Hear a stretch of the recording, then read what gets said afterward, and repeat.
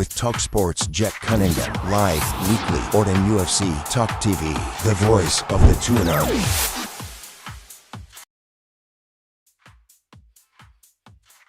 Hello, welcome to the Jack Cunningham Show on NUFC Talk TV. I am your host, Jack Cunningham, and we are looking ahead. We are looking ahead to one of the biggest nights of the club's recent history. Newcastle taking on Barcelona in the Champions League round of 16. It is a special evening for two very special football clubs. Now, we're going to look ahead to it. We're going to have a look at it maybe tactically, probably mentally as well, and sort of think about how we can approach this game, how we should approach this game, and also, of course, get your comments in as usual, and I'll answer as long as possible. I'm here until 1:30 today, so please do get involved in the chat, get involved in the comments. I can already see a few people commenting, but it is the match preview. It's Newcastle United v Barcelona in the Champions League. I cannot wait for this game. It is basically our season now, isn't it, in many ways, because in the Premier League, yes, we can still probably get a European place, depending on sort of how the other teams do in Europe.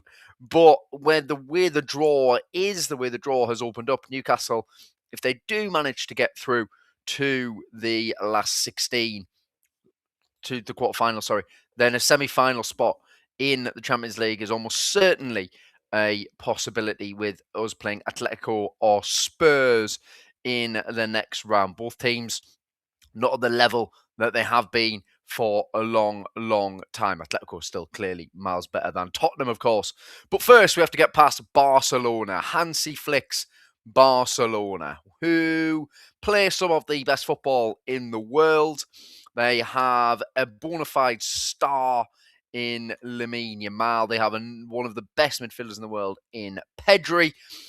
And they're without a few key players as well, which is going to make the game interesting. Of course, Newcastle without a couple of players also. But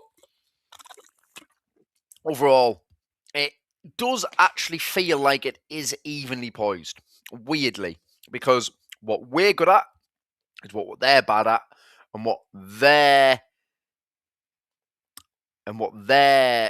good at, we're bad at.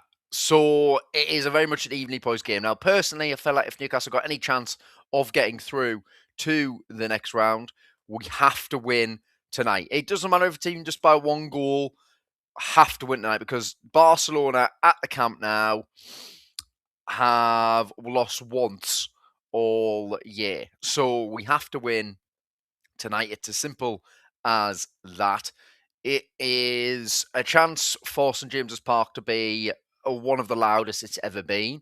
Clearly, the idea from the club is that everyone's in their seats well before kickoff. It's going to be an incredible war flags display, and the atmosphere needs to be red hot. And Newcastle need to feed off that atmosphere. And Claggy Steakbakes, thank you very much for the super chat. Of course, 1997, September 17th, 1997, best birthday I ever had, 3-2 Tino Asprilla. Now, I'm definitely going to go over that as well, because that was something that Eddie Howe was talking about big time in his pre-match press conference yesterday. He was mentioning that Tino Asprilla is remembered in Newcastle's history forever because of a hat-trick he scored against Barcelona, and he's asked his players to be those ones again. Now, I would say a lot of this squad are already in the history of Newcastle because of the fact that they were a massive part of winning the Carabao Cup. A lot of the players who are going to play this evening played a key part in us finally ending that trophy drought. So for me, a lot of them are already in the history of Newcastle. Now, of course, we're without Bruno Guimaraes. We are without Lewis Miley, who are two players that almost certainly would have been involved in this game. Barcelona are without Jules Koundé, Balde, and Frankie de Jong, who are three players who would have almost certainly been involved in this game as well. I think what needs to happen is we need to be as aggressive as we possibly can be. Now, I thought first 30 minutes against Manchester City, we were absolutely electric. Should have probably been about 3-0 up, to be brutally honest. We weren't. And in the end, the quality of City told, and they exploited sort of how poor we are in that sort of 4-5-1 defensive block that we seem to sit in all the time. Going to have to be different. That's going to have to be better. There's no question about it. But as I said, we're looking at tactics properly as well. For now, let's just talk about sort of the feeling of this game. Now, if you had told me sort of, I guess, 5 years ago that Newcastle were going to be playing in the Champions League against Barcelona in the round of 16, this is obviously before the takeover. So, yeah, 2021, March 2021. I would have said you are absolutely off your trolley, because at that point, we were fighting relegation. We needed Joe Willock to come in and save us. And here we are 5 years down the line, and we have a chance of playing one of the most iconic football clubs in the world in the Champions League over 2 legs. We get to go to the Camp Nou next week as well, which is just one of the most incredible stadiums that is around. I was actually in Barcelona over the weekend. What an unbelievable city that is. And the second leg is going to be special. Now, I think the key thing for Newcastle in terms of if we're going to progress is, are we out of it before we even get there? Now, if we are already out of it before we even get there, so say we lose tonight 3-1, then unfortunately that away trip kind of becomes just a good trip for the fans and the potential of, well, I don't know when the next time we're going to be in the Champions League. So let's just hope that we go there and the tie's not over. It's as simple as that. It's not going to be over, by the way, even if Newcastle win by 4 goals, because Barcelona in their last cup game were 4-0 down against Atletico Madrid from the first leg, and Atletico Madrid then lost the second leg 3-0 at the Camp Nou, and they just about got through. So even if we smash Barca this evening, which we smash PSG, there's no reason why we can't take it to Barcelona and produce one of our best performances under Eddie Howe. But I do think that we're in a position of we need to give everything to this game. We've got Chelsea at the weekend, which is a Premier League game, which is of course important. But for now, that's what we need. That's what we need. We need everything on this game. We need every player delivering as much as they possibly can, physically and mentally. It's a big opportunity for a lot of players. Now, of course, we have no Bruno Guimaraes, which is going to be a huge blow in that midfield. I don't think Waldemar will play. I think the front three will be Elanga, Gordon and Barnes, kind of what we did in the first time we played them in the league phase, whereby, and to be honest, in that first 20 minutes, Newcastle should have certainly been 2 goals up. I mean, Gordon missed the ball when Elanga put it on a plate for him. And then we had Barnes missing a good chance as well. Good save by Garcia, the goalkeeper.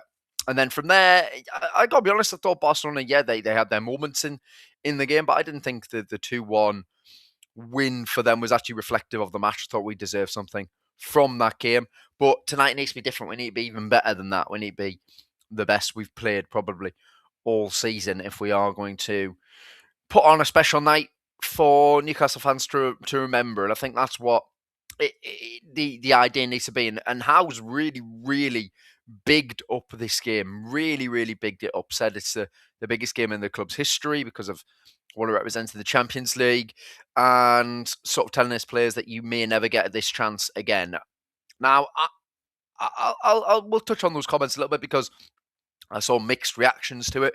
I thought that in many ways he kind of overhyping it a little bit, and then equally, I think it's more telling this set of players, not telling the Newcastle team overall that we mean. I think he's telling this set of players, this current group that we have, that they may never get this opportunity again, because I think in the summer there is going to be an overhaul of the squad. I think that there sort of has to be. But of course, look, we don't want to talk about too much about that really today. That we are looking ahead to this game, and it is a special opportunity for these players to do something and to become even more legends than some of them already are. So, in terms of the team, I feel like we're going to see Ramsdale in goal. It'll be Trippier at right back, because I think from what I was judging yesterday, I don't think Tino is 100% fit to start. But it's good that he is back. Really, really important. We've missed him a lot this season. I know that in the end we could see him go in the summer, but I think that we've missed him this season, the games that he's not been available. So, but I think Trippier will start. And he's going to have a tough ask, isn't he, against Rafinha? But it's what it is. He'll have to do. He'll have to do what he can. And then I think we will see Chow. I'll go Botman. I don't want to say Burn starting. To be brutally honest, I think Burn's had an up and down season. I think there's some games he's been very, very good. I think there's other games where he hasn't been at the level that we need him to be. And I think Botman is now fully back, so that's where I'm at with that one. Botman's got to start, and then Hall at left back. Obviously, Hall v Yamal, what a battle that is! That is an opportunity for Lewis Hall to probably show everyone who still, for some reason, don't rate him and don't think he's the best left back England have and one of the best in the world, that he can mix it with the best. And what better way against Yamal, one of the most talented footballers around at this moment in time. So Lewis Hall v Yamal, what a battle that is. And then I think it'll be the midfield. I think it will be in midfield three. As usual, I think Tonali will sit. I think Tonali's been brilliant the last few weeks.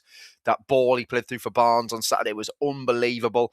And again, he's carrying us in many ways in midfield. I think Joe Linton will be in there for his physicality, and also I think Joe Linton's played really well in 2026. I thought his performance against Manchester United was excellent, but I think in most games he's played, he's been brilliant in 2026. Maybe at the start of the season he definitely wasn't, but yes. And then Ramsey, we missed Ramsey big time on Saturday. Ramsey, again, another player who's really growing into that Newcastle shirt and proven just how good of a footballer he is, and this is an opportunity for him again to mix it against a team like Barcelona. So that'll be the midfield three. I hope we can get to someone, one of them, which I would presume would be Ramsey, just make sure he's a little bit further forward in the midfield three. And then right wing, I think it'll be Elanga, because Elanga, if we think about back to the first game against Barcelona, it's probably one of his best games in a Newcastle shirt. Certainly unlucky not to get an assist. Well, he should have had an assist. He put it on a plate for Gordon, who somehow missed the ball. Gordon will be leading the line as the pressing striker. Again, the fact of the high line, he can get in behind. And I think Barnes will be on the left after Barnes' brilliant finish on Saturday. And usually we know what Barnes is like. Once he scored one, he usually gets a few, doesn't he? Because that confidence comes back to him. And it was a brilliant finish from Barnes on Saturday. You know, he opened up the goal beautifully, and he just bent it into that top corner. It was a fantastic goal from Harvey Barnes. So that's what I think the team will be. Now, of course, I have been a staunch defender of Nick Waltemada, and I will continue to be a staunch defender of Nick Waltemada. But I just don't think, if you're going to not play him front today, I wouldn't be putting him in midfield unless it is as an actual number 10, which for some reason we still seem to be totally reluctant to do. So apart from against Aston Villa, I definitely, I don't care what people tell me, definitely played as a 10 against Aston Villa in the FA Cup, and that was his best performance in midfield. I think the rest of the time on the left-hand side of the midfield three, yeah, I mean, Manchester City exploited it on Saturday. Barcelona will exploit it today if we do the same thing. So I would hope not. And again, it's nothing about Waltemada. It's just if we're not going to use him properly, which we're still not going to use him properly, then in a game like this, I think he needs to be on the bench. And Nuan Vissa, I mean, I can't get over what's going on with him. He was absolutely desperate to join Newcastle. I don't know if he's not fully fit off. This is just what he is. He's just a lazy striker. He can't start either. So it's got to be we've got to be at our pressing best. It's as simple as that, because that high line will give us opportunities to get in behind them. Chelsea battered them. Chelsea absolutely battered them. Now, that is an opportunity for us, if we can, look at the blueprint that Chelsea did and try something similar, because Chelsea had 4 or 5 goals offside, disallowed in that game. It was insane, and they still smashed them 3-0. So honestly, I'm in this position whereby that if they can time their runs well, then I think we've got a chance. And again, I think that's got to be the team. I think Joelin, as I said, I think Tonali's playing really. I think what I will say is all those players in Bruno's absence have really stepped up for us. I think Ramsey was showing signs anyway. And again, I was totally backing him from the start anyway. I didn't think he was that bad, but I think he's definitely now showing to everyone just how good he is. So signs have been there from Ramsey for a while, but in Bruno's out. And then Joelinton's been really good since the turn of the year. And then Tonali's especially stepped up in Bruno's absence. Now, Barcelona's team looking like, well, let's have a look at what their team was at the weekend, because they did manage to rest a few players. They beat Bilbao 1-0. I was in Barcelona, so I was in a sports bar where I had the Newcastle game on and we had the Barcelona game on. And it was interesting to see sort of how they played, because I didn't they played well, to be honest. Barcelona, I think they struggled through the game. They did win 1-0. It was a lovely goal by Yamal, cut inside from that right hand side, and he just bent it in off the post. It was a stunning finish from just an incredible footballer. He's already won the Euros, already won La Liga. They want to win the Champions League this season as well. They'll probably win La Liga again, but they weren't great. They weren't great. They give up chances. They had their goalkeeper to thank for some top saves. Their team on Saturday was Juan Garcia in goal, who Newcastle were linked with in the summer. João Cancelo at right back. And then it was Pau Kubasi, what a defender he is, Eric Garcia, Gerard Martin. And Martin actually played the first game against us at St James's Park. And Elanga absolutely destroyed him, actually, to be fair. So that's going to be interesting. And then it's Casado and Bernal in midfield. So Pedri was rested. So I assume it'll be Casado and Pedri in midfield. And then it was Yamal, Olmo, Rashford, Ferran Torres up front. So they did manage to rest quite a few players. So they didn't start Araujo, they didn't start Pedri, they didn't start Lewandowski, they didn't start Rafinha, they didn't start Fermin Lopez either. So I'm expecting... Okay, well, I'd say it'd be Garcia, Cancelo, Kabasi, Garcia, Gerard Martin. That'd be the back four, which isn't the strongest back four. Then there'd be Pedri in midfield, who turned in one of the best mid performances I think I've ever seen at St James's Park in that first leg. I mean, it was an absolute clinic. Him and De Jong, what jokes of footballers. That is what pure technical ability is. That is what technical ability. They were an example of technical ability and intelligence. It was insane. And Newcastle's midfield is different. But we do also have technically gifted footballers. Tonali is technically gifted. Ramsey is technically gifted. And Joelinton does have moments of really good technique, as we saw against Manchester United last week. So that is going to be very interesting. And then Yamal played the full 90 minutes, but I assume he'll be starting, of course. It'd probably be Fermin Lopez in behind Lewandowski, and then it'd be Rafinha on the left. Yeah, and then Lewandowski. Lewandowski is one of the best strikers I think there's probably been in the modern game. The fact he didn't win a Ballon d'Or that time was insane. He hasn't been as good this year, though. It's kind of like his age is finally catching up with him. However, we know if you give him any sniff in the box, he will be putting that away. So when I look at their team, clearly feel as if defensively, apart from the goalkeeper, there's definitely, and Kabasi, there's definitely three players there who you could, like João Cancelo, we saw at Manchester City just how good he was going forward as an attacking left back and as an attacking right back. But defensively, he is poor. He is absolutely poor. And I think I'd fancy Barnes against him. Casado is a lovely little diminutive sort of defensive midfielder, but again, he could probably be bullied by Joe Linton or Tonali. Pedri is just on another level. And then at that attack of Yamal, or Fermin Lopez, or Dani Olmo, Rafinha, and then Lewandowski up front against a defence which, let's be honest, we're conceding quite a lot of goals this season. I don't think it's actually just the back four either. I think it's the whole defensive structure. So I think one thing I think there will be is goals. I'll be very surprised if over the course of the two legs, Newcastle don't score at least a few. And I'd equally also be surprised if Barcelona don't score at least a few as well. It probably should be the most entertaining of the Champions League ties, in fairness. Now, 20 minutes in to the show, and just a reminder to like and subscribe if you haven't already. I've seen the NUFC Talk subscribers steadily going up every single week, which is absolutely great to see. So that we also now have Daniel Wheels as well has joined, which is brilliant. He is a really, really talented young journalist and reporter, and he's in all the press conferences and stuff as well. So that's a new show as well. So please do check that one out as well.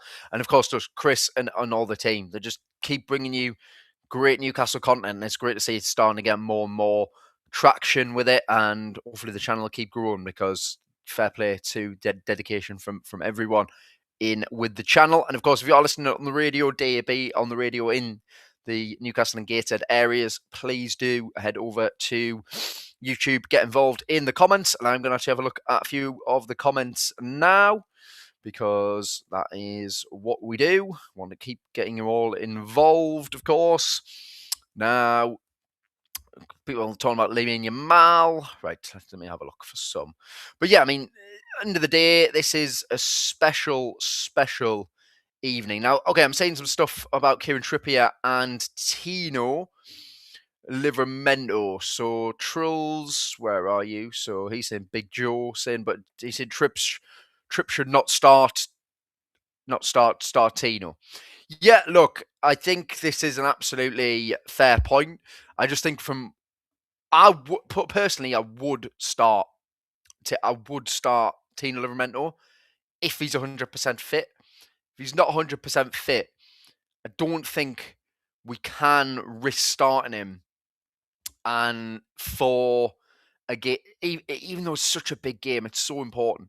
Don't think you can risk starting him in this game. And also, it's so indicative of that, like Howe's already said, he's not going to start. So it will be Kieran Trippier. Now, I'm hoping that we can start Tino on Saturday against Chelsea. He comes through that unscared, and then he can start in the Camp Nou, where we're probably going to be where we're going there, and hopefully we've got a lead to defend, and I'd rather his one-on-one defending than Trippier's. So that's what I'm kind of thinking with that one. Now, Darren's saying he would leave Visser and Nick on the bench. Yeah, I think I totally agree. As I've said, I am, and I will continue to be a massive defender of Nick Waltemada, and believe that if Newcastle are to evolve to the next level of as a team, we need Waltemada to be at the club and to be a player that you do actually build the side around. But in a game like this, whereby it seems like the only options we've got for him at the moment are playing him in midfield, because for some reason we're not playing him up front anymore, and when we do play him up front, we don't pass the ball to him, then yeah, I'd leave him on the bench. And again, that's not on Nick. I thought that his performance against Manchester City, he's probably at fault for the second goal, doesn't track his man in the box. I thought he actually did some really good defensive work. I thought his link-up play in the first half was good as well. He was unlucky not to score with a good header, but he's not a midfielder. He's not a midfielder. I think he could be a number 10, absolutely, a proper 10 with runners around him, but not on the left of a midfield 3. It's not his position, and unfortunately, it's becoming a problem. It is becoming a problem. It seems like Howe doesn't know how to get the best out of him. Even when he puts him as number 9, he's kind of using him as in the Isak role, where we're just sort of lumping him up front on his own, not involving him in the build-up play when that's what he needs. So Yeah, that's what I think. Now, equally, if you're going to play him up front and you go for, I'm trying to think, you put up front, and we do finally get players around him, and you get Gordon Barnes or Gordon Alanga or Barnes Alanga, whatever, running off him, then I think that would actually, I do think that would work, because I think Barcelona would be drawn into Waldemar. And after you think about the goal that we scored against Barcelona at the start of this season, Waldemar is heavily involved in that.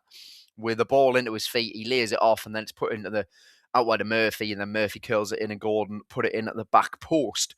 And that goal doesn't happen without Waldemar's involvement. So if you were going to play him, then it would be as the number 9 for this game. I think if you were to play him in midfield 3, I think that would cause huge problems. I think if you play him as a number 10, it'd be interesting, but you'd have to have him as an actual number 10.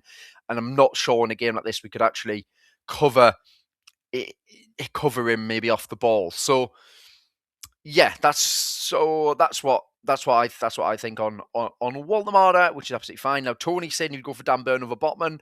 If you're still watching, I'd be interested to know why you think that, because for me, Botman is the superior player in every way. That is absolutely nothing against Dan Burn. I love that man. I think he is a Newcastle legend. I just think that this season I've seen the decline, certainly in some games, and there's been a few matches he's played where he has been particularly poor. So for me, it would be Botman, because also we need, in a game like this, we need as many good technical footballers on the pitch as possible. Now, Trippier is not got the legs anymore, but he's still very good technically. He can pass a football nicely. Chow can do that as well. Hall, of course, is like a midfielder at left back. If you stick Botman in there, that makes another defender who can break the lines with a pass. Burn can't do that. I think they would target Burn, to be honest. But I totally appreciate your opinion if you think that. Now I mean, the goalkeeper situation has been mentioned. Yeah, so David's actually talking about Vissa, so he's not on his performance, very slow and attacking in his opinion. Yeah, Vissa, it's just a strange situation, and at the moment, got to go down as just a truly terrible signing. And it's a bit weird. There's not been more talk about that, rather than a lot of the criticism that Waldemar has been getting. A guy who's still got 10 goals for us this season. Vissa has 3. Yeah, that's what I'm on. That's what I think. Anyway, and Tony has just responded there, which is nice. Thank you, Tony. Jack Dan Burnett, St James's part of the lights, will be well up for it. Botman in the last few games has been suspect with passes and still looks like he needs a few matches under his belt to return to his best. Tony, that is absolutely fine. Tony, that Tony, that you've actually made a really good point there. You actually make a really good point there. So I totally appreciate that. You know, if you go back to the PSG game, Dan Burn was absolutely unbelievable in that match. He was flying into He was flying into tackles. He was doing everything he can to win the game, and he does anyway anytime he steps on the pitch. But yes, that's a fair point, Tony. That's an absolutely fair point. I'd still go Botman personally, but thank you for responding, and thank you for giving in a genuine good reason that I can totally see and understand. Now, Woz is calling me out for slurring Dan Burn. I'm not slurring Dan Burn. Just saying that I've done it this season. I think, as with a lot of players who have been brilliant for us, they're getting to the point where their levels have dropped, either through age or whatever. Their levels have dropped, and they should either be not playing as many games or potentially moved on. It's nothing against them. They've been brilliant. I love them, but if Newcastle are going to evolve as a football team, they have to be ruthless. You've got to look at what Guardiola did. You've got to look at what Alex Ferguson did. There's examples of managers holding on to players for too long, or squads holding on to players for too long. It goes stale. And in the end, you start dropping down the table and start declining because these players who were so good for you aren't at that level anymore. And that's all it is. You know, if Botman's fully fit, then Botman's the best centre-backs now. Connell is saying he thinks he starts all three centre-backs. I don't want to see that, to be honest. It made sense against PSG. Absolutely made sense against PSG away because of the fact of some of the players we were missing, and also the way we counter-attacked in that game. I don't want to see that at St James's Park at home. I want to see the full-on aggression 4-3-3 with players using. Well, they should have the space. They will have space to operate in, certainly in behind. So just making sure we release that ball early, all of the time, because they squeeze up so high at the pitch. They try and play the entire game in your half. They try and play the entire game in your half. So if you can get it timed right with Alanga, with Barnes, with Gordon, etc., I just think that would work. Now, Connell's again making another point. He's saying he did it with the Arsenal semi-final last year. He did. Again, Arsenal, a very different team to this Barcelona side. I say with Arsenal in that semi-final, Botman was unbelievable over both legs. He was so good in those two games against Arsenal, which of course, you know, we absolutely smashed them in the end.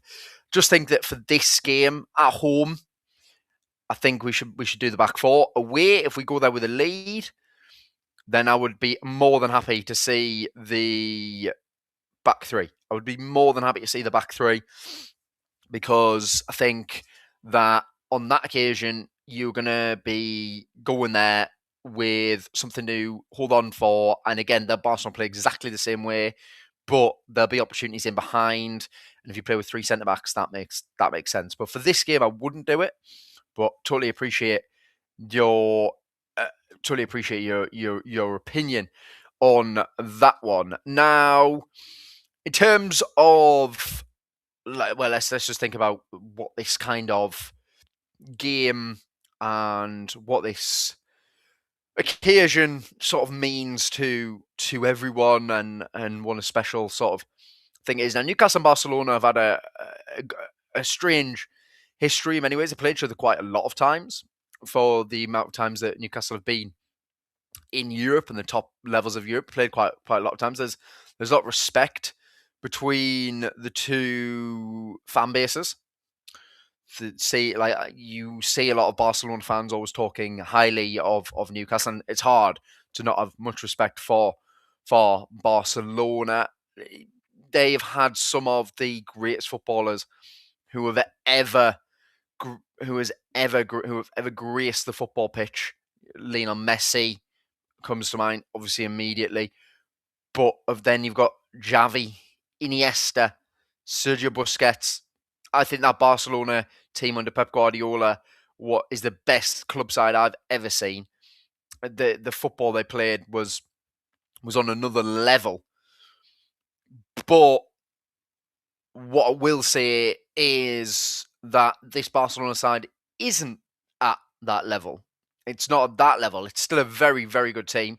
If you think about the Champions League last season, they produced one of the most crazy semi-finals I remember. Anyway, unbelievable set of matches against Inter Milan, whereby Inter Milan set pieces caused them all sorts of problems, because Barcelona are not a tall team. Like, even their centre-backs aren't very big. Kabassi and Eric Garcia are not the tallest centre-backs in the world. They did have Inigo Martinez. He's left. As I said, Casador's quite small. Pedri's quite small.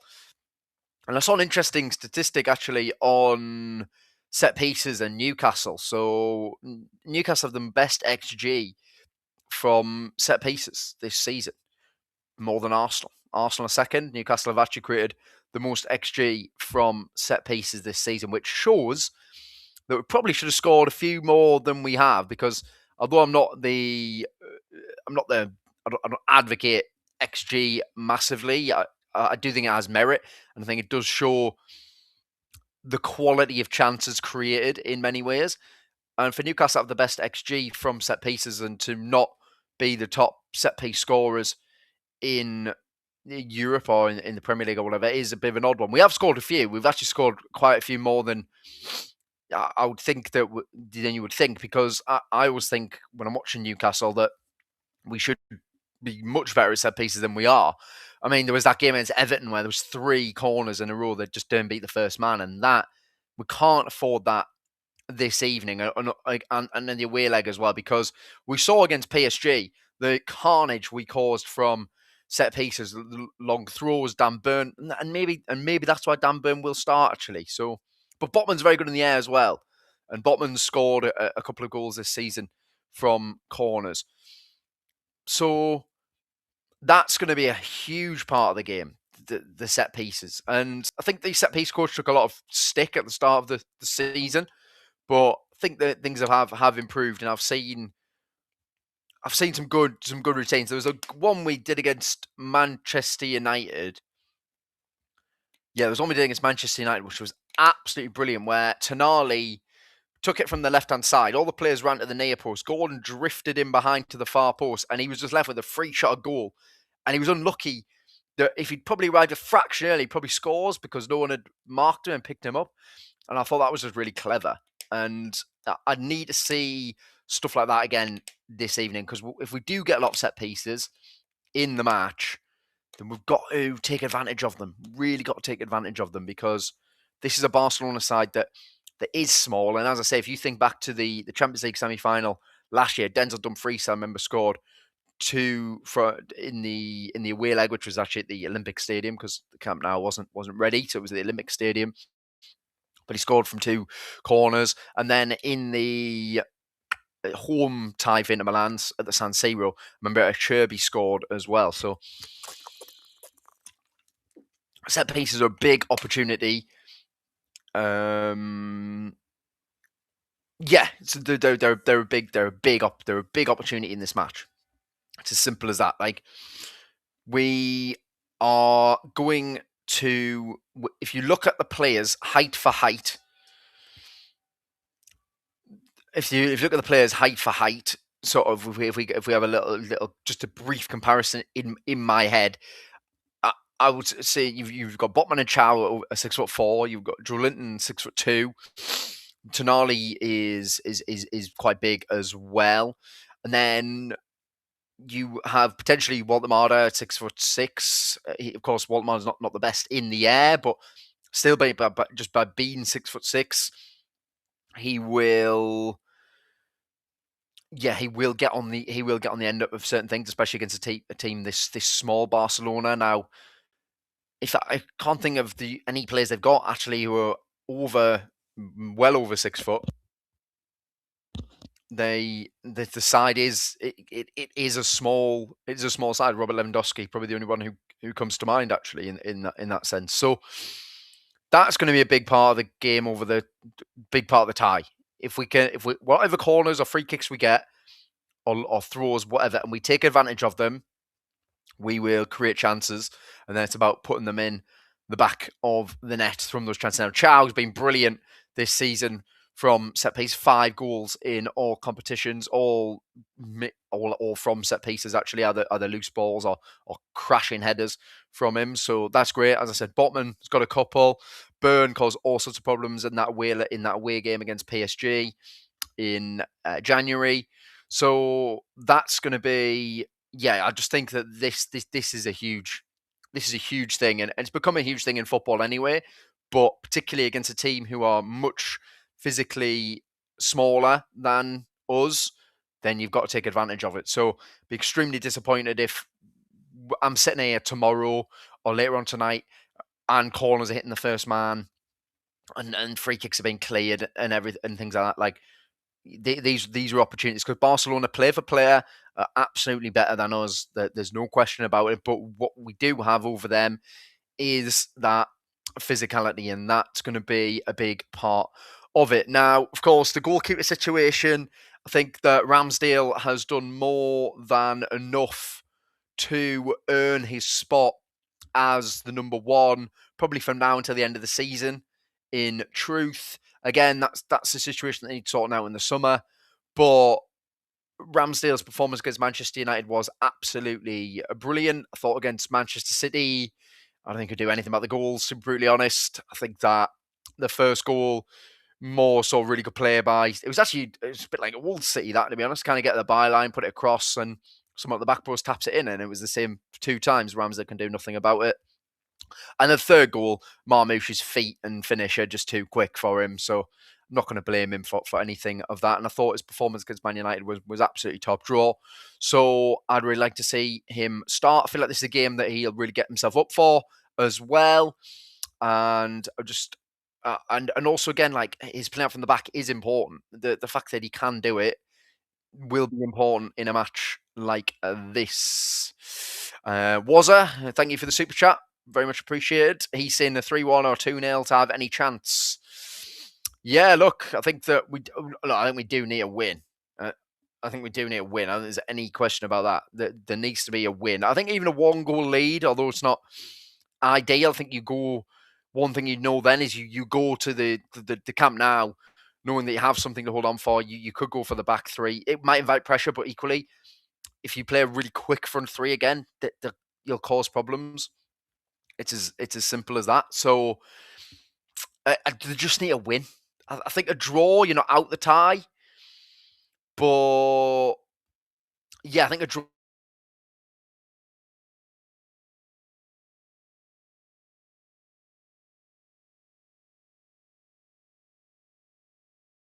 Unbelievable.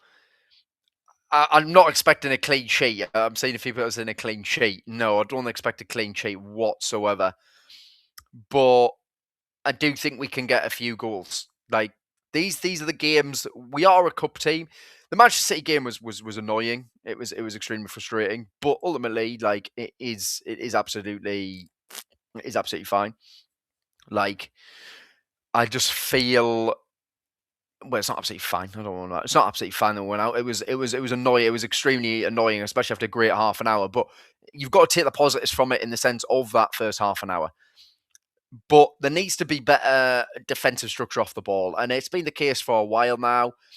And it's that flat sort of 4-5-1, flat midfield block that we sit in. Some teams really struggle against it. So Manchester United, even though they had a man more than us, were couldn't bring it down. They literally couldn't bring it down for whatever reason. They simply couldn't. Michael Carrick's team just didn't have it in them.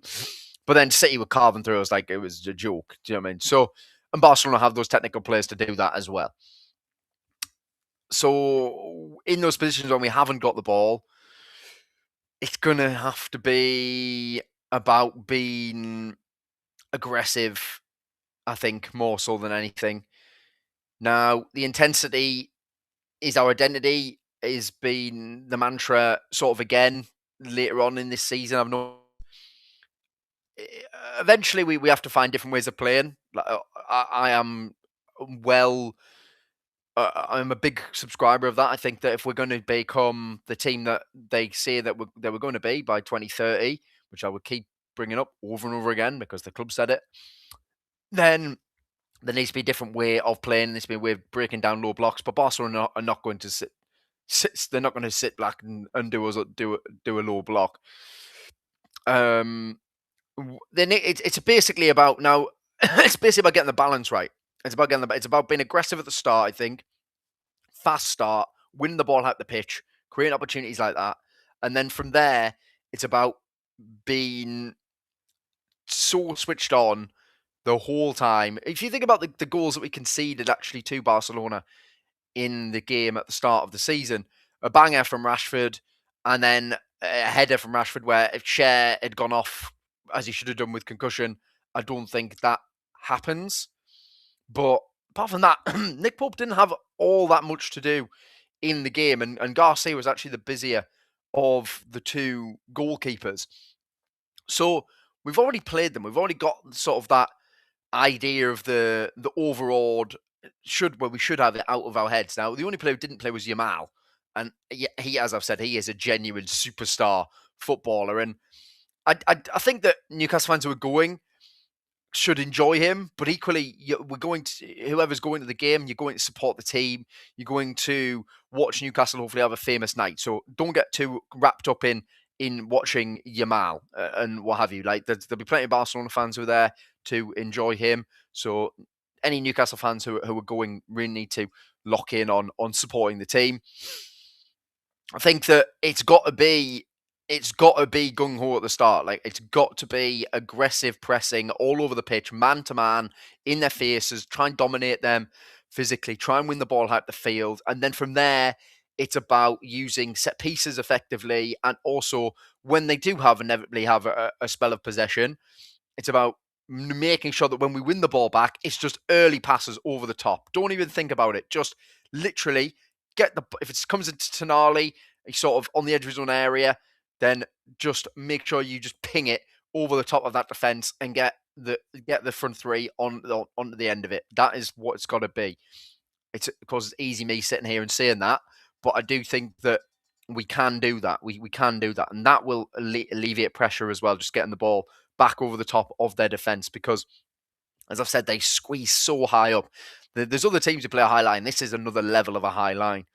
So I'm fascinated to see how it's going to go. It's a fascinating challenge. It is a real opportunity though to deliver something special in this game, and it's the chance to deliver something special for Newcastle fans to remember forever, and an opportunity to go to the Camp Nou next week knowing we have a lead to defend and a lead to potentially get us into the quarterfinals of the Champions League, which would be an incredible achievement given that the Premier League has just not happened for us this season. So I think this is where I'm at with it. Now, we'll have to see. Now, there's loads of comments, so I'm going to go through some in a minute. But just a reminder, like and subscribe to the channel. Again, as I said, NUFC Talk is growing rapidly. There's a new show with Daniel Wales, really good freelance journalist, broadcaster, who is going to be at all the press conferences. He was at the press conference yesterday. He's going to have a show as well as mine. And of course, just Chris and the rest of the team. They just keep bringing you great Newcastle content. So yeah, please do head over if you are listening on DAB as well. Come over to the YouTube channel, NUFC Talk, and watch along. Please get involved in the comments. And then also equally another reminder from me for Inside the Toon, which is TalkSport's dedicated weekly Newcastle United show. I wasn't on last week. Because I was away, but we had Clinton Ford came on and Adam Cleary joined Ollie Klink. So please do check that episode out. It's doing well, and the show's growing really nicely. The channel's growing really nicely as well. It's clear that Newcastle fans, are starting to understand that this is really good content from TalkSport about Newcastle.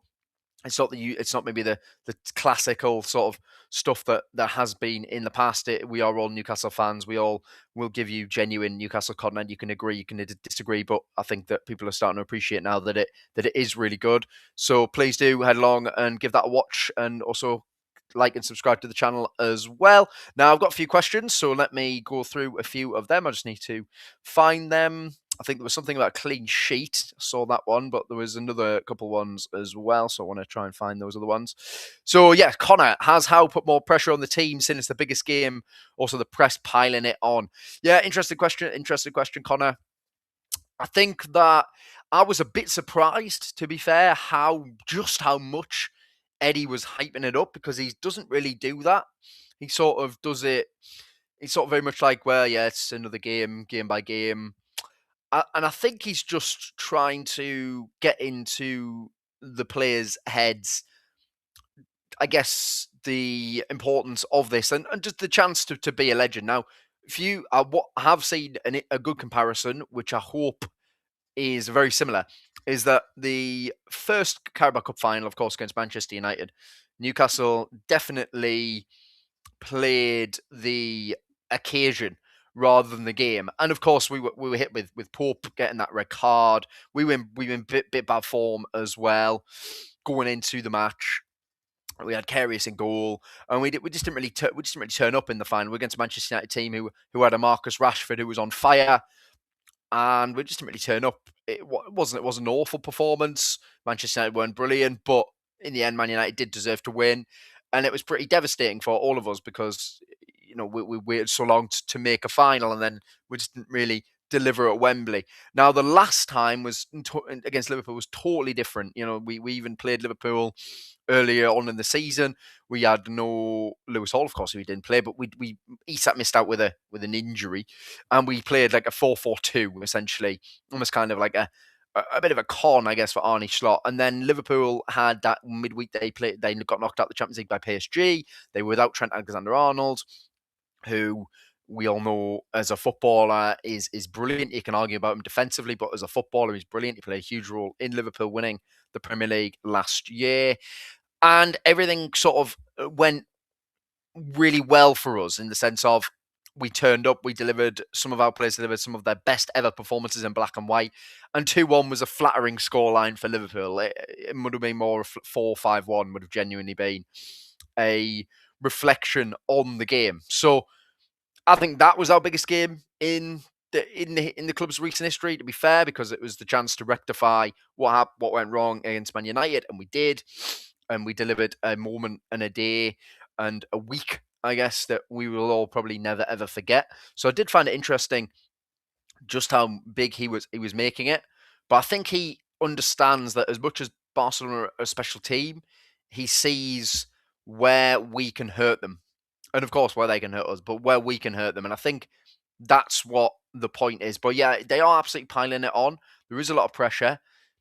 It's got to be about who can stand up and be counted in that point. And Tony going on about the Chow and Botman stuff again, and Burn. Yeah, so he's saying that Chow plays better alongside Botman. He does. He definitely does. And next season, no matter what happens for the rest of the year, Chow and Botman need to be our defensive two, because I think that if they both stay fit and well, I think we've got two top centre-backs there who can be a defensive partnership for a long time at Newcastle.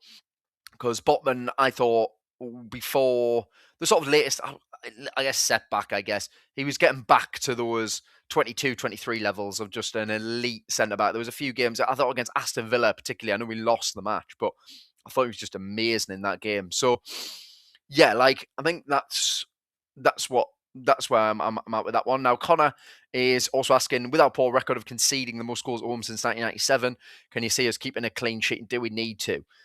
I can't say us keeping a clean sheet, no. I don't think we need to. I think if... Okay, let's hypothetically say we win 3-1. Okay? I don't know if we will, but we win 3-1, or even 3-2. But we win. We've got to win the tie. Sorry, we've got to win the game. We've got to win tonight to be still in the tie and be still in the position of we can actually make it through here. Now, if we're 3 goals up and Barcelona absolutely turn it around and do us, then fair enough. They've done it to way better teams than us. They've done it to PSG on that ridiculous evening all those years ago when Unai Emery was left absolutely baffled by Sergio Roberto scoring that winner and sending Enrique's side through. So we absolutely just need to win the game. That's the point that I'm going for. Win the game, and then I think you've got something for that second leg at Barcelona, and everyone who's either heading out there, tuning in, whatever, can watch with the hope and the potential of, wow, we could actually make the Champions League quarterfinals here, where we'd play Atletico Madrid or Spurs, which on paper is, of course, easier than Barcelona. But, of course, we don't know what's going to happen. You've got to get there. But it'd be nice to go to the camp now knowing that, okay, we're in this, it's not over, and we've got an opportunity to do something special. So, and even a draw, you have got that. It's just Barcelona's record at home is a joke. So I'm not sure that a draw would be enough. I think you've got to have a lead. Just a lead. Even if it's 1 goal, it wouldn't be ideal, but just have a lead. And then I think that's what we will be saying. Niall saying we should be in for Robin Reset or Kerbal in the summer to be our number one. Yeah, this is interesting. I saw Kerbal. The Kerbal links are growing. So initially there was just a few sort of, I wouldn't say convincing reports around Kerbal, but I've seen some more convincing ones around him now. I think Kerbal, as a goalkeeper for Newcastle in the summer, should be a target. I really like him. He kind of has it all as a goalkeeper for Dortmund. I haven't seen a lot of reset. Can't lie. So I think that again, I'll put it this way: once we start getting close to the transfer window, I'll start having transfer specials. We'll start looking at players in depth, in detail. I'll start doing a bit more research on them. So I don't know a lot about reset, but I think that's a fair one. And Cuff is asking, what are your thoughts on signing Rambo permanently? Don't think he'd be my first choice, but for our agreed fee, 16 million, we're not going to do any better. So I think Ramsdale is a sticky plaster over the goalkeeper situation, but he definitely has earned the right to be the number one from now until the end of the season for me, because Pope was just making way too many errors and just not at the level that we needed him to be at, unfortunately. Personally, I would not take up the option, and I would think about bringing Vlachodimos back as the number two. So he's doing well at Sevilla, and Sevilla do want to sign him, but if we can just somehow find a way of maybe bringing him back and leaving him as the number two and going out and signing number one, and then I would just sell Pope and let Ramsdale go back, because I think that then you're not spending the money on Ramsdale, and Vlachodimos is our player anyway, so you make him the number two. That's probably what I would do. In terms of the actual number one, look, Trafford is going to, I think there's going to be a lot of competition for Trafford now. Seeing Villa linked. Villa are probably going to have Champions League football, despite the fact that they are dropping steadily down the table. They are still favourites to win the Europa League for me. So I think they probably will have Champions League football. But if not, they're definitely going to have some form of European football. We're not guaranteed that at this moment in time. Visit Trafford, we missed out on, in my opinion. And for Ramsdale, I would just let him move. I would just let him move on. I would let him move on. I would just say it's been a loan. It hasn't quite worked out, but yeah, then we'll let him move on. There's a bit of arguments over between should we go all out, should we not go all out, but yeah, it is what it is. I think that's one of the ones. I think David's saying about fans that get behind the team. I think the atmosphere will be unbelievable tonight. I know a few people who are going, and I hope they have a brilliant time. Also, anyone in London who's watching along, I'm going to go to the Dolphin tonight with my mate Stephen from my school. So please do come along as well. If you are there, please, if you are there, come and have a chat with me. Obviously, I'm happy to talk about Newcastle, of course. So if you are watching along and you are in London, I'm going to go to the Dolphin for the match this evening. I'm probably going to try and get there early enough, because I think it's going to be a busy one in the Dolphin. But yeah, please do come along and have a chat with me. Absolutely. It'd be great to meet some of you all in person. But yeah, I think that'd be great. I mean, look, I think that what I'm thinking about is, they've got Christopher saying he can't wait for Cheltenham. It is Cheltenham, isn't it? Yeah, it is Cheltenham. Yeah, look, I cover, weirdly at work, we do cover a lot of Cheltenham big time, and I'll be doing quite a bit of it probably tomorrow when I'm back at work. But yeah, I mean, anyone who is betting, good luck to everyone. Hope we do well, because the last few ones with sort of favourites winning last year and also favourites falling, but favourites winning last year is always good for people and against the bookies, which is great to see. Now, Ricky saying we can't play Barca too much respect. It's different with Chelsea, as they had a great European rivalry with Barca for a decade or so, and Chelsea hate them. Yeah, we cannot play them too much respect at all. I want to make this clear, that I think that if we're overawed by the situation, if we're overawed by the scenario, then I think we're going to fold, and it could get a bit embarrassing. And that's one thing. Even if we lose the tie, and there'd be no shame in losing the tie. I mean, we're playing Barcelona.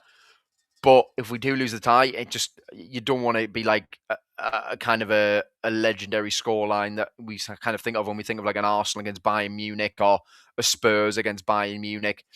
There's been some bad beatdowns for Premier League teams against some of Europe's biggest sides. Let's try and make sure we're not one of those. And to do that, it would be a case of winning tonight, or even just not losing tonight, getting ourselves to the camp now, and hopefully not disgrace ourselves. Now, if we get through, it would genuinely be absolutely unbelievable. It would be incredible to get through, to make it into the Champions League quarterfinals, and then, as I said, the opportunity for semi-final absolutely opens up. You're probably going to be against Arsenal, but that's not to dismiss. So I think Arsenal played Bayer Leverkusen, who, of course, we played in the league phase. We should have won that game. I think the first half we weren't good enough. Second half we were the better team and then conceded a late goal, which was annoying. But we were the better team by a long way in that second half and deserved to win. We didn't, but it's fine. I expect Arsenal to easily dispatch Bayer Leverkusen. And then I think they play Bordeaux or Sporting. That won't be easy. I think people are just assuming Arsenal make it through the Champions League semi-finals. Bordeaux have already smashed Manchester City. They've beaten Inter Milan twice. And they also just play some really good football. They've got some really good players, really good manager. So that'll be hard. And Sporting beat PSG. They have really moved on from Ruben Amorim quite well. And they've got a striker called Luis Suarez, who Newcastle have been linked with as well. And I think it's £50 million. This Luis Suarez got a very good record. Of course, it's the Portuguese league. I'm never sure about strikers in the Portuguese league, but still, that won't be easy. Whoever they play in the end. But and then so it could be Arsenal in the semi-finals if you manage to get through this round of 16 tie, and then could be Atletico Madrid or Spurs. Now, I guess a quick look at Atletico Madrid or Spurs. Spurs, I don't think they shouldn't even be thinking about this. They should just think about trying to stay up, because they're actually in a proper relegation battle. And if they go down, they're in huge trouble financially in every way. How many players are going to stay? Not many. And equally, what sort of caliber of manager will they be able to attract? Now, we got very, very fortunate the last time that we went down that Rafa Benitez decided to stay, and then we just built a really, really good championship squad that dominated the league. And in the end, we came up quite comfortably. Of course, we did win the title on the last day, but we were promoted relatively comfortably. The problem we had probably was the injuries to Gale and Shelvey suspension as well. But when they were fit, I mean, we were a joke in the championship. Are Spurs going to do that if they go down? I don't know. So that's an interesting one. So if I was them, I wouldn't even be thinking about this Champions League game. I'd just bin it off. Atletico Madrid, strangely, for a Simeone team, conceded a lot of goals now this season. I think they've never really... Oblak isn't at the level that he once was. They have not really replaced the legendary centre-backs that they had. They lost Jimenez as well. So but going forward, they're really good. So they've got Julian Alvarez, Soloth, Griezmann, Semenyo. So I think that you're in a position where Atletico Madrid will probably get through. And then we played them in pre-season, didn't we? Yeah, we did play them in pre-season. Pre-season's different, I'm not going to make a judgment about pre-season, but they're still a quality football team. I mean, Simeone is one of my favourite managers around. I love how box office he is. I love how he's turned Atletico Madrid into a real force in his time in Spain. They're in the Copa del Rey final, so they'll hopefully win that as well. And I just love how he is so against the norms of, I guess, what football maybe should be. He is just all about winning. It is all about winning for Diego Simeone. And if we could get through this, and then we get Atletico Madrid, another trip to Spain for the fans, and also Howe gets to put himself against Simeone, and a manager who Howe's admitted he went and studied a little bit during his time off. So that'd be great. Of course, I'm not actually getting ahead of myself. I'm just thinking about what could potentially happen, which would be amazing. Of course, we're just all locked in on this one tonight, aren't we? We are all locked in on this one tonight. I don't know what we can take from the Manchester City game on Saturday, really. I think that the team that we put out was very much a case of, right, okay, so they're not actually that bothered about this game because we rested quite a few players I wasn't expecting to rest. Absolutely dominated the first half an hour. Really, really good. And we've got a super chat here from Wazza. Thank you very much, Wazza. Really, really appreciate it. 18-3-1, Gordon Brace and a Tonali Thunderbolt. We would all take that, wouldn't we? So, I mean, Gordon this season in the Champions League is unbelievable. Like, I'm pretty sure he's the second top goal scorer in the Champions League. Let me have a look. Champions League top goal scorers. So let's have a look for this. Champions League top goal scorers. I'm pretty sure he's the second top goal scorer in the Champions League, which is a testament to how well he's done in the Champions League this season. Yeah, so Mbappe has 13 goals and in 8 games, and Gordon has 10 goals in 10 games. So, and of course, yeah, a few penalties. Yeah, absolutely a few penalties. He's got 5 penalties. Mbappe has 3 penalties. So you can't rule out the penalties. But equally, penalties are important.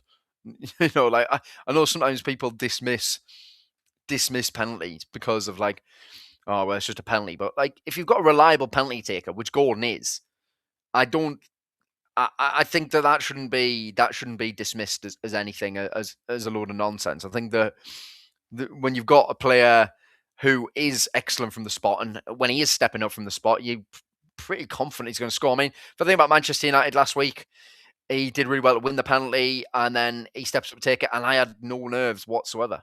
I was like, yeah, he's going to score. And he did.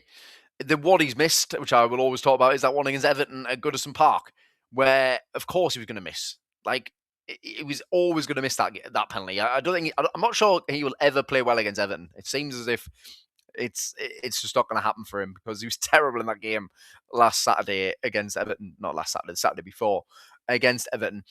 But I do think that we're in a position of, in the Champions League, he has done really, really well. He's enjoyed the space he's had. He probably should have actually more goals because, as I've said, he missed that chance in the opening exchanges of that game against Barcelona where it was on a plate for him and he just missed the ball from 6 yards out. So he should probably have 11 goals, to be brutally honest. But still, he's really enjoyed the Champions League. And again, I have criticised Gordon this season. I have absolutely criticised Gordon this season. I think he's deserved it in a lot of the times because I don't think he's really been good enough on the left wing.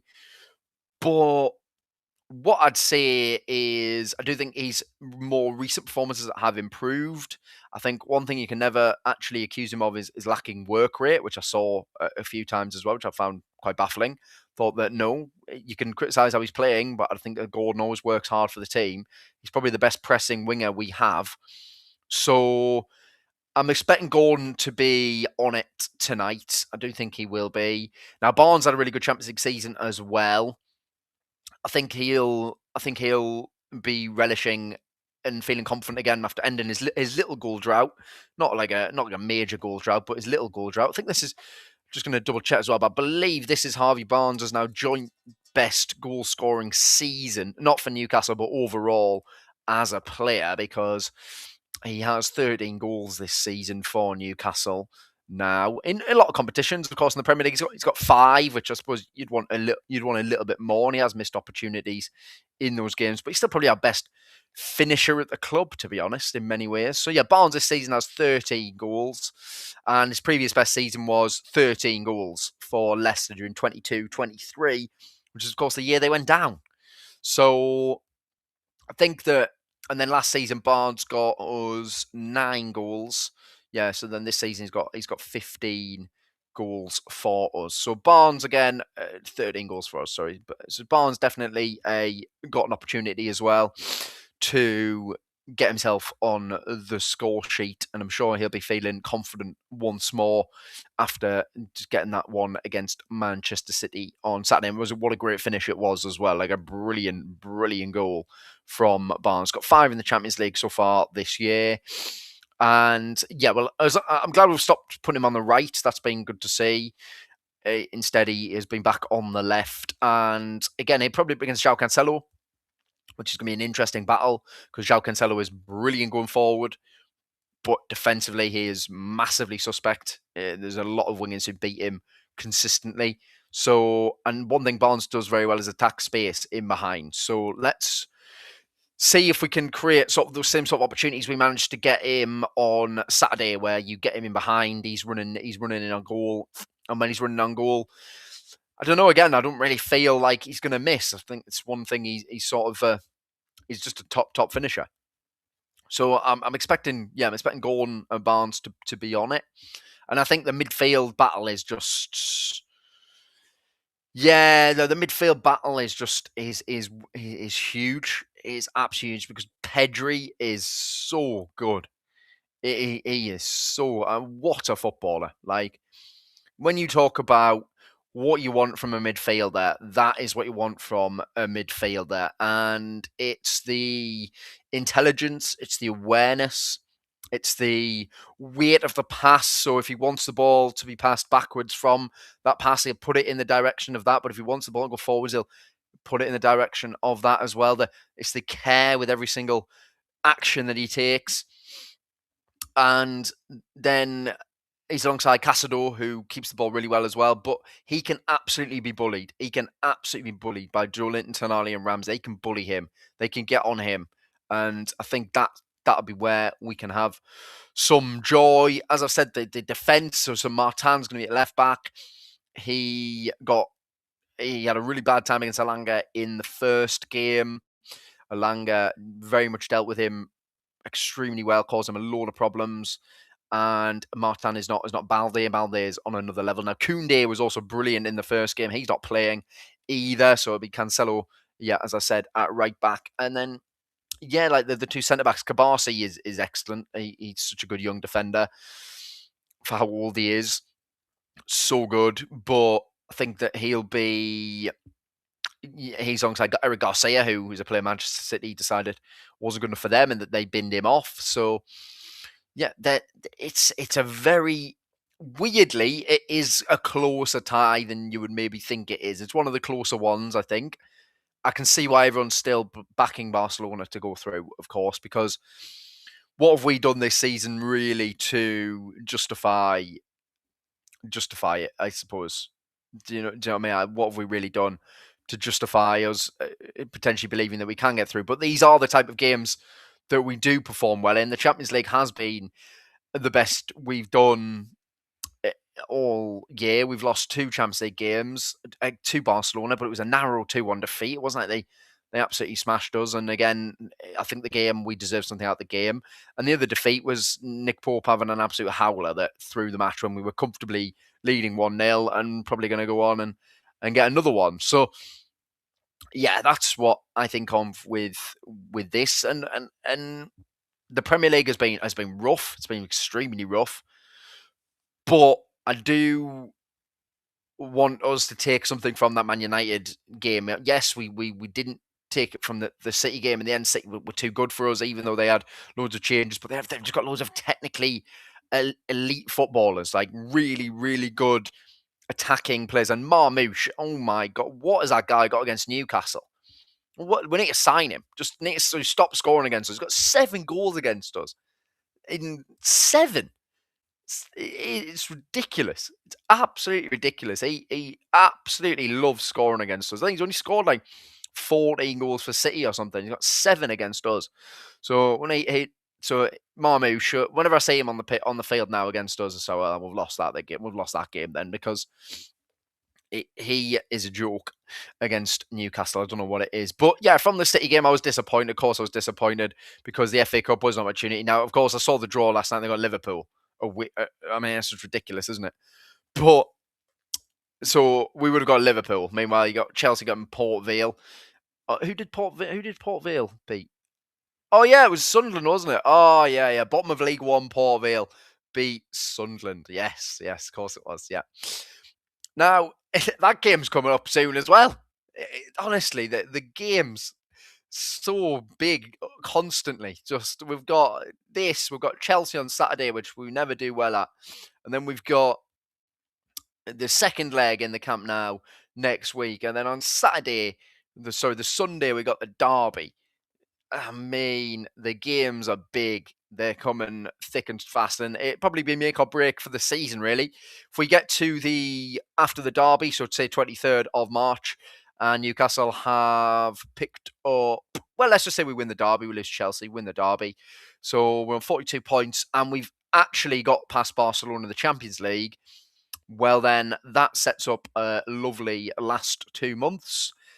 If we have, I mean, touch wood, lost the derby again, the double to Sunderland, and we're out the Champions League, then I'm not really sure. Where we go from there, really, because I think that then the season sort of has got a danger of fizzling out. Now, European football would still be a possibility because of the fact that we've got teams who can win the FA Cup who are going to get into Europe, and you've got also the fact that Palace can win the Conference League, and you have Forest and Aston Villa all in Europe.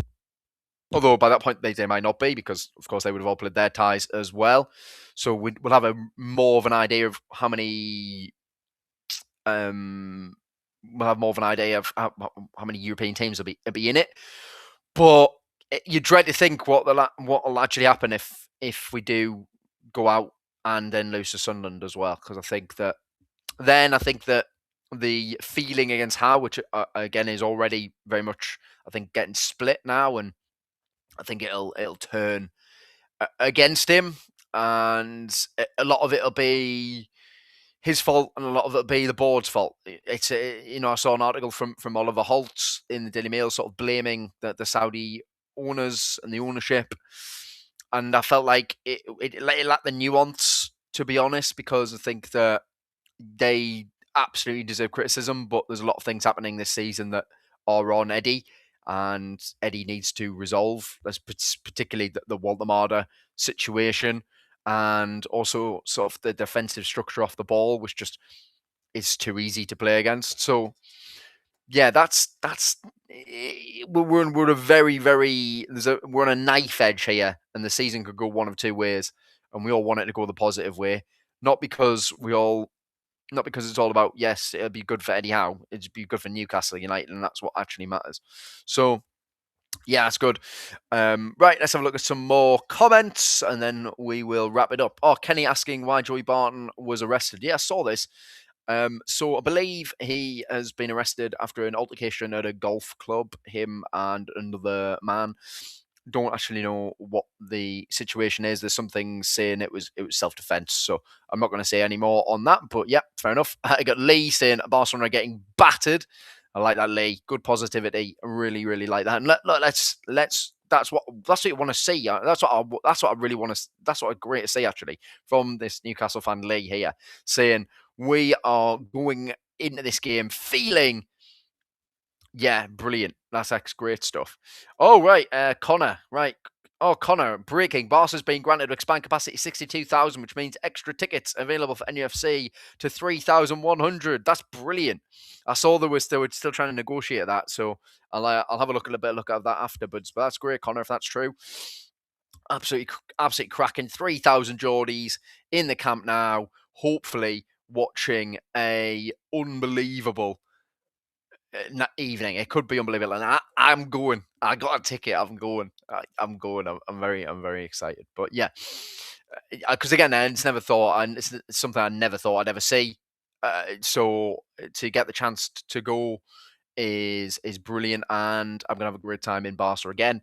But like, I want to go there, and everyone who's going, everyone who's watching, we all want there to be some hope and some belief that we've got a chance here. Because if we go then, if we lose tonight 3-1, 2-1 even, 2-1, you still go there and think, okay, maybe, but unlikely. But if we lose 3-1, it's sort of all over. Everyone will be going out there, for just have a nice trip, and probably say our last Champions League game for a while.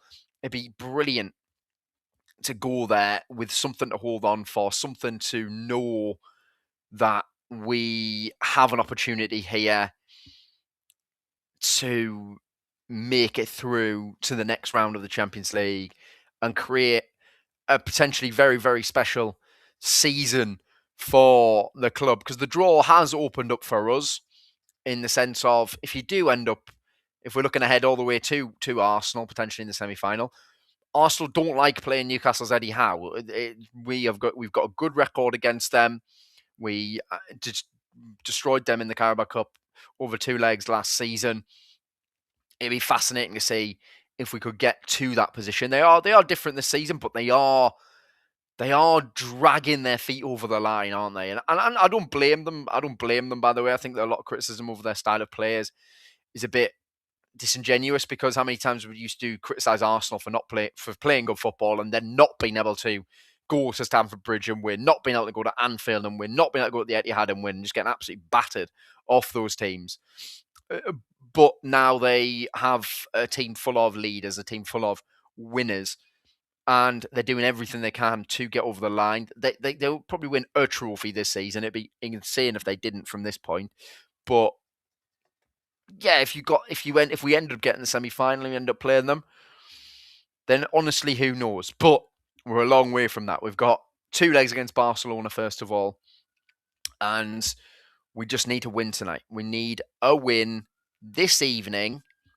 You get that, and then you set up next week with the hope and the chance of progressing into the next round. And that's all we really want. That's all we need. That's all we kind of have to have as Newcastle fans. We're going there believing that, okay, we have an opportunity here to make it into the next round of the Champions League, because we've managed to, at home against Barcelona, get a win or a result, and it's still alive. Now, I think that we are going to be in for a special game. Now, David's asking me, do you know the lineup playing for us tonight? I don't know the lineup. I've said what I think the lineup will be, so I think it'll be Ramsdale in goal. I think it'll be Trippier. I'd go for Chow and Botman, but I think it'd be Chow and Byrne. And then I'll go, and then be Hall. And then I think Eddie will go for Tonali, Joelinton, and Ramsey. And I think he'll go Alanga, Barnes, Gordon. I think he'll leave Walter and Visser on the bench, which of course will become a big talking point, because yes, you spend £120 million on 2 strikers, and then you play in the round of 16 and you don't start either of them. And again, I think that Visser is just an absolutely strange one. I don't get it at all. Like, I'm seeing nothing from him. He's not getting in the box. He's not moving. He's offering nothing off the ball. And then with Waldemar, again, I just see a player who we're not using correctly, and he's still got 10 goals this season. Some of his finishes have been unbelievable, and if we just get some players actually around him, and we get some runners off him, we will absolutely see the best of him. And if Newcastle are going to go to that other level that they want to, you need more technical footballers, and he's an extremely technical striker. He's very intelligent as well. And as I've said, I could see. I've said if you still wanted some games, not some games, if you still want to have the high pressing intensity part of the game, then you buy a pressing striker and you put Waldemar in the 10. Again, off the ball, you might lose a little bit, but if you've got everyone else covering for him, there are teams who do carry players who aren't as good off the ball. I mean, I think of Chelsea, Palmer doesn't really do a lot off the ball. They managed to cover him. And if you played Waldemar as an actual 10, then I'll go for that one. Now, the mighty Win has joined. Hello, Win. Great to have you on. Why would I choose Botman over Byrne? Yeah, so I choose Botman over Byrne because I think that Chow plays better alongside Botman. I think Botman is a better defender than Dan Byrne. But in a game like this, we need as many technical footballers on the pitch as possible who also have the physicality. And Botman is a better passer of a football than Dan Byrne. Now, Dan Byrne did actually do well against Manchester United with a few switches of play, which I was quite surprised at. But that's not usually his game. And Botman can do that, but he can also play the ones into midfield. Now, Byrne doesn't do that. He doesn't do that. His passings are very, very safe. It's either out wide to Lewis Hall or it's back inside to Chow. He might play it into Tonali if Tonali drops in to collect the ball on the half turn. Botman will be much more proactive in possession. So he'll take a couple of touches and he might just slide it into, say, well, probably on the left, it'll be Ramsey. So it might slide it into Ramsey, which will break a Barcelona line, get Ramsey on the half turn, hopefully in behind the midfield. Burn can't do that. I also think that Botman, weirdly, in the attacking box, is more of a goal-scoring threat than Dan Burn is. We can see that from a couple of goals he scored in 2026 already. A crashing header against Karabag and a really good header against Brentford as well. Burn is more better at this sort of initial kind of flick on and the initial sort of contact, but Botman's better on getting the end of the actual cross. So I think that's why I'd go for Botman over Burn personally. Of course, it all depends on Botman being fully fit, but I believe he is now. So I'd have that because I think those line breaking passes, that ability to switch play, and equally how well he reads the game just puts him above Dan Burn. But I think Eddie will actually start Burn, and I'm sure Burn will. To be fair, as Tony made a good point, I'm sure Burn will be absolutely on their level. But Adam here is making a good point here. He's saying that ball retention is key and Botman is more calm under pressure. Yeah, exactly. This is what I'm trying to get at. I'm saying that like we need as many technical footballers on the pitch as possible, and our best technical back four, if you exclude Tino being not fully fit and Miley not being available, is Trippier, Chow, Botman, Hall. That's our best technical back four. They're all extremely comfortable in possession. They will be able to, I don't think they'll be panicking necessarily, even under the intensity of Barcelona. I think they'll be able to find the midfield when we need them to. So I think on this occasion, I'd go for Botman. But I think what will actually happen is it'll be Burn. And I won't be surprised if Barcelona target it. And we'll have to see how it works out. But in this game, for me, yeah, you want Botman, and it's the same anyway for any time that Botman and Burn are fit. I'd go Botman over Burn every time because, and it's not about, and again, it's not about like I don't rate Dan Burn. I do rate Dan Burn, just that you've got to get to the point where you're ruthless with players, and you say to Burn, you're getting on a little bit now. I think that we're in a position of you not being as involved as you used to be. That's fine. You become the third choice centre back. You're still extremely solid. We can rely on you.